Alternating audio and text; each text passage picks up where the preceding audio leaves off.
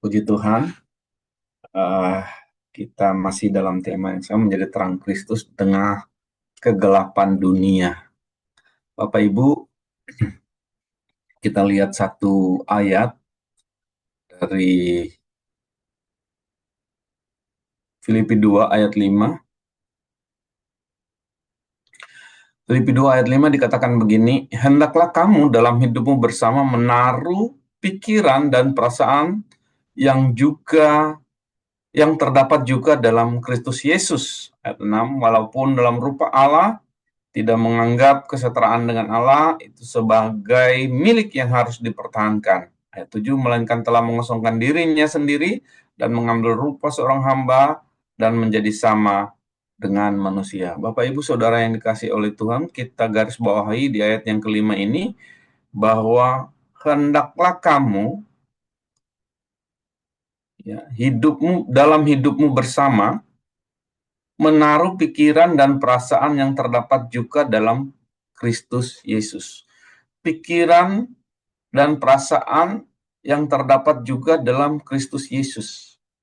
Kalau bisa saya katakan, biarlah kita mau berkata, hendaklah saya, ya, kamu itu kita ganti kata saya, dalam hidupku bersama, apakah itu dalam keluarga, apakah itu di dalam jemaat, apakah itu di dalam pekerjaan, apakah itu di dalam masyarakat, ya, hidup bersama, menaruh pikiran dan perasaan yang juga terdapat dalam Kristus Yesus.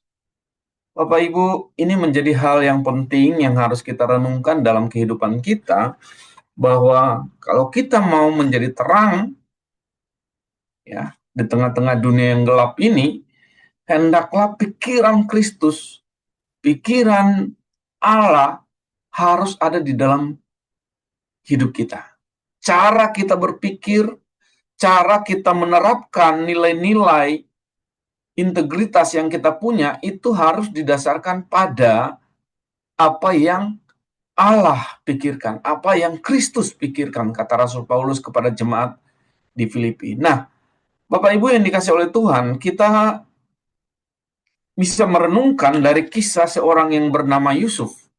Ya, kalau kita baca di dalam kisah Yusuf di dalam Kejadian 50 ayatnya yang ke-15 mulai, Saudara, saya bacakan buat setiap kita, dikatakan begini, ketika saudara-saudara Yusuf melihat bahwa ayah mereka telah mati, Yakub, ya, ayahnya Yusuf, berkatalah mereka, boleh jadi Yusuf akan mendendam kita dan membalaskan sepenuhnya kepada kita segala kejahatan yang telah kita lakukan kepadanya. Saudara, ini bukan pikiran Kristus. Ini pikiran duniawi. Ya, kita tahu kisah Yusuf bagaimana dalam perjalanannya sebelum dia menjadi Perdana Menteri di Mesir, Saudara. Dia anak kesayangan dari orang tuanya, tetapi ketika saudara-saudaranya melihat hal itu, muncul kecemburuan kepada Yusuf dan akhirnya mereka menganiaya Yusuf, mereka melemparkan Yusuf ke sumur tua, untung tidak ada airnya, Saudara. Lalu setelah itu Yusuf dijual, difitnah kepada ayahnya bahwa Yusuf dimakan binatang buas. Akhirnya Yusuf dijual menjadi budak. Ketika Yusuf dijual menjadi budak, Yusuf itu dibeli sama Potifar. Tetapi karena Yusuf memiliki pikiran-pikiran ilahi, pikiran-pikiran Kristus, pikiran-pikiran Allah, hidupnya menjadi berhasil. Kenapa? Karena Allah menyertai orang yang memiliki pikiran-pikiran Kristus. Yusuf berhasil di rumah Potifar. Tetapi di dalam keberhasilan Yusuf tetap ada masalah, Bapak Ibu. Yusuf difitnah oleh istri Potifar. Sesuatu yang mengerikan. Sebagai seorang budak, difitnah bahwa dia mengganggu istri Potifar. Dan apa yang terjadi, saudara? Yusuf harus masuk penjara. Bapak Ibu yang dikasih oleh Tuhan, zaman itu, saudara, budak itu tak ada artinya. Budak itu harusnya dibunuh pun tidak ada masalah. Apalagi Potifar adalah seorang panglima. Tetapi Allah memelihara Yusuf karena kebenaran. Karena dia menggunakan pikiran-pikiran Allah. Pikiran-pikiran Kristus. Akhirnya Yusuf harus masuk penjara. Di penjara Yusuf juga bukan di penjara biasa. Yusuf di penjara, dia dipercayakan tanggung jawab menjadi orang kepercayaan kepala penjara, melayani orang-orang yang di dalam penjara. Kita lihat bagaimana Yusuf ini luar biasa, saudara. Kita mau ikuti teladan cara berpikir Yusuf. Ketika kita mengenakan pikiran Kristus dalam hidup ini, tentunya akan termanifestasi cara karakter Allah dalam hidup kita. Yusuf mengalami itu. Sekalipun dia diperlakukan tidak adil, tetapi karakter ilahi itu ada dalam hidup Yusuf. Sehingga Allah mengangkat Yusuf. Dan akhirnya Yusuf harus menjadi Perdana Menteri. Karena Tuhan memberikan hikmat dalam hidupnya. Dia boleh menafsirkan mimpi dari Raja Firaun. Dan kemudian dia diberi kepercayaan, diberikan mandat, diberikan kekuasaan untuk menguasai Mesir. Karena Yusuf mengenakan pikiran Kristus. Ketika terjadi kelaparan di tanah Kanaan, saudara-saudara Yusuf datang ke Mesir untuk membeli makanan. Di sanalah Yusuf, singkat cerita, membawa saudara-saudaranya, membawa orang tuanya untuk datang ke Mesir. Mereka ditempatkan di suatu daerah yang subur, di Gosen. Dan apa yang terjadi, saudara? Ketika ayah mereka meninggal, saudara-saudara Yusuf mengalami ketakutan. Mereka menganggap bahwa Yusuf akan membalas segala kejahatan mereka. Cara pikir saudara-saudaranya adalah cara pikir dunia yang gelap ini. Merasa bahwa kejahatan harus dibalas dengan kejahatan. Kebencian harus dibalas dengan kebencian. Tapi Yusuf tidak melakukan itu. Kenapa? Karena Yusuf memikirkan hal-hal yang ilahi. Mengenakan pikiran Kristus dalam hidupnya. Apapun yang kita alami hari-hari ini, saudara, mari kita kenakan pikiran Kristus dalam hidup kita. Kita lanjut. Ayat 17. Jadi ayat 16 itu saudara-saudara Yusuf itu menyampaikan pesan kepada Yusuf dengan menggunakan nama besar orang tuanya, karena Yusuf sangat mengasihi orang tuanya.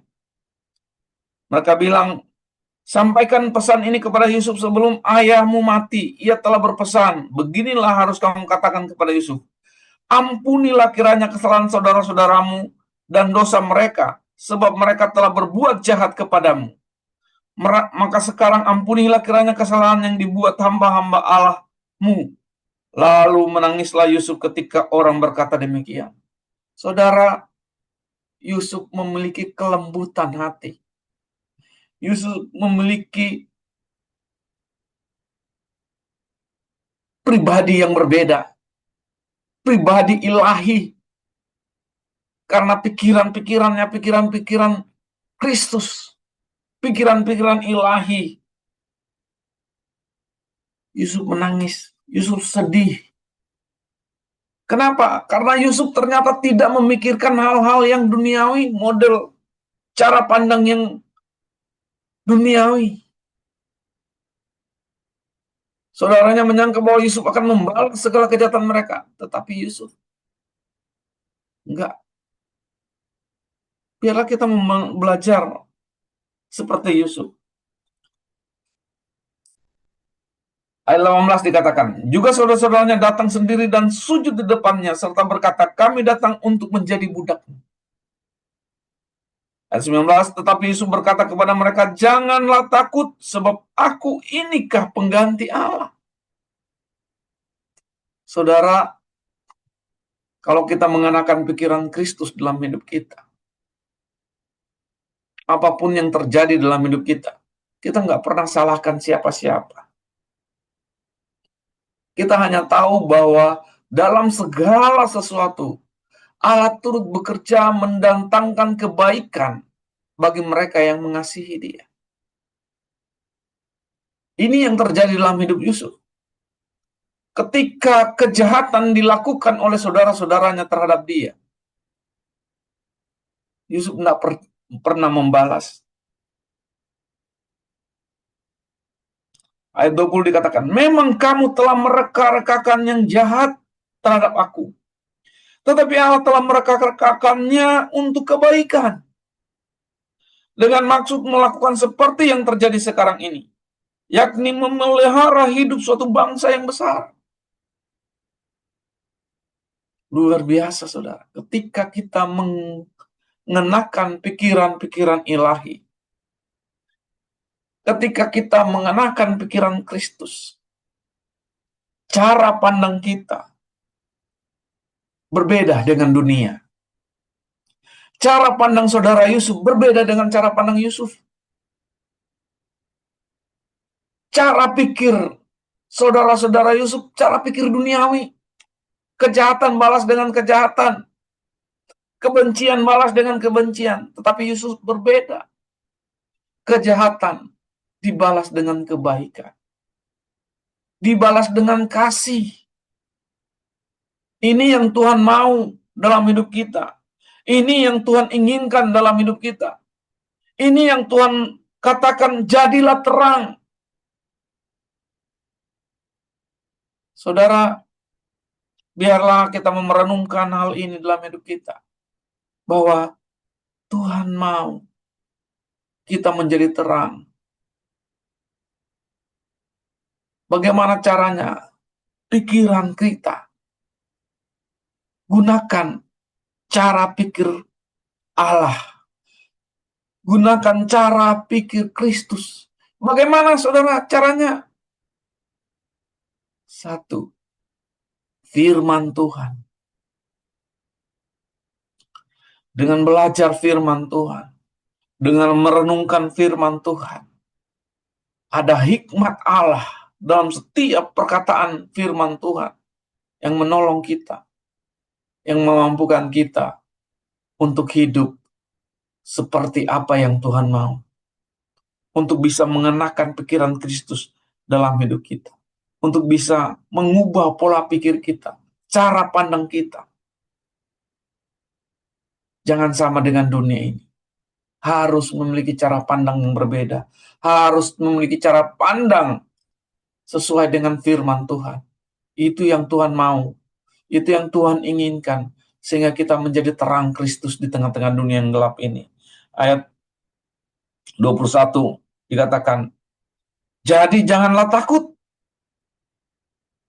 Aku akan menanggung makanmu dan makan anak-anakmu juga. Demikianlah ia menghiburkan mereka dan menenangkan hati mereka dengan perkataannya. Hari ini, pesan Tuhan buat setiap kita, jangan takut. Apapun yang orang rancangkan kejahatan dalam setiap kita, apapun yang orang rancangkan tentang kecelakaan dalam hidup kita, tentang hal yang buruk, mungkin saudara dikata-katain orang, mungkin saudara difitnah orang, mungkin saudara dikatakan nggak punya kemampuan apa-apa. Tapi ketika saudara mengandalkan Tuhan dalam hidup ini, saudara melihat sesuatu yang besar terjadi dalam hidup saudara. Yusuf diangkat Tuhan dari seorang budak yang tidak berharga menjadi seorang perdana menteri yang punya kuasa.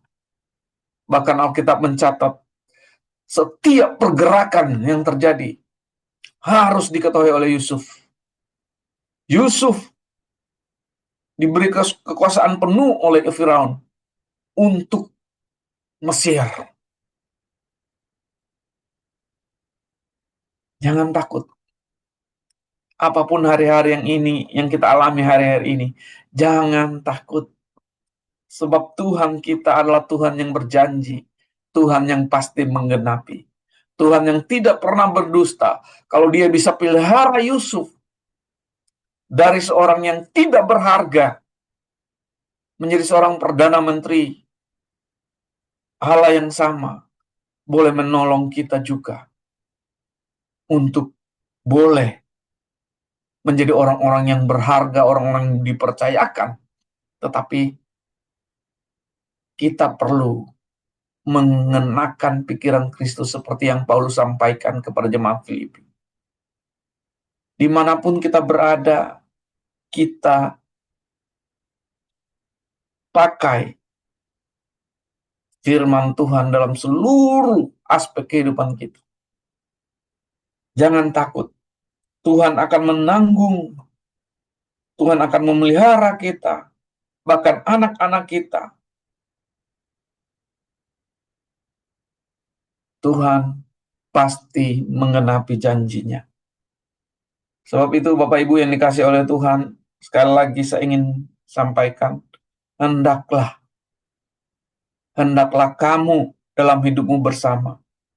Apakah itu di keluarga, apakah itu di gereja, apakah itu di masyarakat, apakah itu di tempat kerja. Taruh pikiran dan perasaan yang terdapat juga dalam Kristus Yesus. Artinya hidup kita harus beriringan dengan firman Tuhan, dengan kebenaran ilahi, baru kita dapat menaruh pikiran Kristus dalam pikiran kita. Ayat ini, saudara, adalah perintah, adalah himbauan kepada jemaat Filipi. Hendaklah kamu, katakan, dalam hidupmu bersama, menaruh pikiran dan perasaan yang terdapat juga dalam Kristus Yesus. Kalau ini terjadi dalam hidup kita, maka dimanapun kita berada, kita akan menjadi terang Kristus. Kita akan bersinar seperti yang dialami Yusuf. Dari seorang budak yang tidak berharga, diangkat menjadi seorang perdana menteri yang memiliki kuasa penuh atas Mesir. Kiranya kebenaran ini menjadi perenungan kita, dan nama Tuhan dipermuliakan lewat kehidupan kita. Puji Tuhan, kita akan menutup ibadah kita pagi ini dan kita naikkan dulu satu pujian kepada Tuhan.